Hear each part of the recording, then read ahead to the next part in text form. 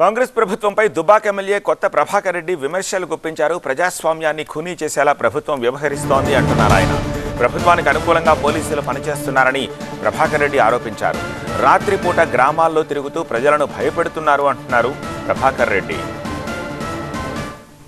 ఈ నియోజకవర్గంలో ప్రజాస్వామ్యాన్ని పూర్తిగా కూని చేసే విధంగా మరి ఈ ప్రభుత్వము పరిశీలిస్తుంది.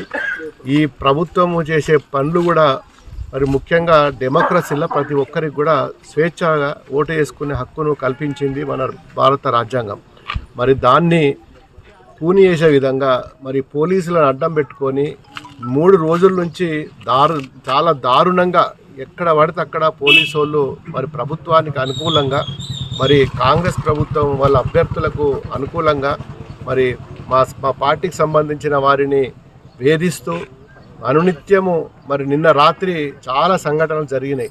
ఏ గ్రామం పోయినా మరి రాత్రిళ్ళు పోలీసు వాళ్ళు తిరిగి మరి పోలీసు వాళ్ళు రక్షణ ఉండాల్సిన పోలీసు వాళ్ళు ఈరోజు వాళ్ళే మరి స్వయంగా భక్షకులుగా మారి మరి ప్రజాస్వామ్యాన్ని కూని చేసే విధంగా కార్యకర్తలను కొట్టడము తరమడము రకరకాలుగా హింసించిండ్రు.